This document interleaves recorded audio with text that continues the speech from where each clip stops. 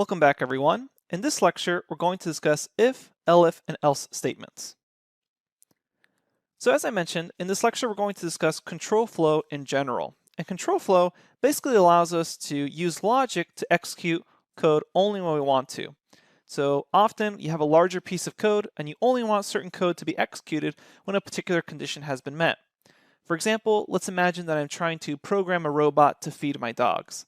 Then I could say, if my dog is hungry, so that's the condition, my dog being hungry, then I'll have the robot feed the dog. It'll have the actual code execute or perform some action. So in order to control this flow of logic, we use some keywords. And the keywords we're going to be introducing in this lecture are if, elif, and else. So let's see the syntax for these three keywords. In order to understand the syntax, we have to understand that control flow syntax in Python makes use of colons and indentation, otherwise known as whitespace. And this indentation system is absolutely crucial to Python, and it's really what sets it apart from other programming language. This use of whitespace and indentation allows Python code to be easily readable and very quick to prototype. So here's the syntax of a basic if statement. We're going to say if, so that's a keyword, some condition. So some condition is usually some sort of comparison operation that we just saw in the previous section of the course.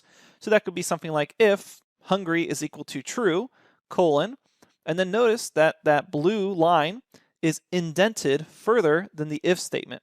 So that says anything along that indentation is going to be executed if that condition happens to be true. Now, on top of an if statement, we can add an else to this. So let's say that condition doesn't happen to be true, we can have another block of code execute. So in this logic, we say if some condition happens to be true, we execute some code. Else, meaning that condition didn't have to be true, we do something else. And notice how the else doesn't have a condition attached to it. It only actually executes if the conditions above didn't happen to be true. You should also notice that the if and else, indentation-wise, are lined up with each other. If you want to check for multiple conditions before that else statement executes, you can have an elif statement or elif statement. And basically you say if some condition executes some code, elif some other condition do something different, and you can have as many of these elifs as you want, and then finally all the way at the end you can have an else statement to do something else. Okay, let's explore all these concepts by actually coding out some examples in a Jupyter notebook. To begin all of this, we're going to start with the simplest example we can do, which is a single line of an if statement with just a Boolean condition. We're saying if true, colon, and note what happens when I hit enter. I have this indentation automatically done for me. And if you're using any text editor and you have defined the file as a .py script already, you should see this indentation occur automatically for you as well. Then we're going to say print, it's true. So then I'm going to run this, and we see if true, print it's true. So notice we're saying if some condition is true, print it's true. Now typically you won't have just a Boolean like this, otherwise you'll always be printing that. Instead what you may have is something like a comparison operation. So we'll say if 3 is greater than 2, print it's true. We run that and we get back it's true. And then to make this even more realistic, we'll say hungry, set a variable there, we'll say hungry is equal to true, and then I'll say if hungry, print feed me. And if we run that, we see that we get feed me. We can also then set hungry to false, and now if I run this code again, notice I don't get back anything else. So I have some condition, and it happened to be false, meaning this block of code didn't execute. What I could do is add in an else statement to execute if this condition doesn't happen to be true. So we hit enter again, and then we hit backspace in order to line up our else block with that if statement. So if we want this else to be lined up with this if, they need to be at the same indentation in our code. And a lot of times when you're working with any text editor, it'll kind of automatically line things up for you, so keep that in mind. So else doesn't have any other conditions attached to it because we're only going to execute else if none of the conditions above happen to be true. So right now we're saying if you're hungry, print feed me. Otherwise, print I'm not hungry. I'll run this, and right now because hungry was equal to false, we're getting back I'm not hungry. If we change hungry to be true, we get back feed me. What's also important to notice is that I'm just passing right here hungry by itself as a boolean. I don't actually need to do something like this, check that hungry is equal to true, because hungry by itself is already a boolean. And we'll explore that example later on in more detail. So if hungry prints feed me, else prints I'm not hungry. Okay, now let's discuss multiple branches using if, elif, and else. So let's look at another example. I'm going to say LOC, which stands for location, and I'm going to set that equal to bank. So I have a location, it's equal to bank, and I'm going to say if my location is equal to an auto shop, I will print cars are cool.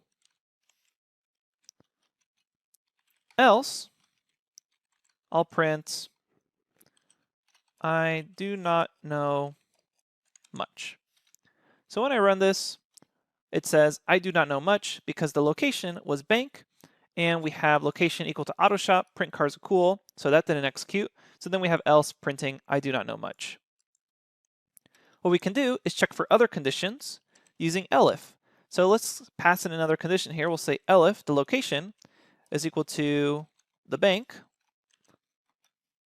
then print money is cool, as I'm sure everyone at the bank says. And then we run this and we get back money is cool. So here we can stack on as many conditions using an elif statement. So we can add in more elifs for more conditions. We can say LOC is equal to store, colon, print, welcome to the store. We run that and we still get back money is cool, but as soon as we start changing this condition, let's change it to auto shop. We run that, we get back cars are cool. If we change it to store, we get back welcome to the store. And if we change it to something else that's not in any of these conditions, then we'll have the else block code execute. So let's see what that looks like. Let's say we're going to some game, and it says, I do not know much. Perfect. All right, just to drive this point home of indentation and white space, we're going to do one last very simple example, pretty much exactly the same as the last one. Let's define a name. We'll say Sammy, and we'll say if this person's name is equal to, let's say Frankie, we'll print out hello Frankie. Then we'll say elif, we have some other name. If elif name is equal to Sammy, print out hello Sammy. And then typically for your else condition, it's going to be something where none of the other conditions were met. So a good thing to do here would be ask the person what their name is. What is your name? And later on in another lecture, we'll actually learn how to get input from the user. But for right now, let's focus on a couple of things here. Note the indentation, and note how if, elif, and else are all lined up with each other, and their respective blocks are all indented. And then we also have this colon at the end of these conditions. So now when I run this, we should expect to see hello Sammy. And if I were to change this to Frankie and run it again, I get back hello Frankie. And if I change this to a name that's not there, like Jose, I get back what is your name. All right, that's the basics of if, elif, and else. They seem pretty simple, and hopefully they were pretty straightforward to you. Later on, we're going to use them to create really nice large pieces of code that can execute more complex tasks. We'll see you at the next lecture.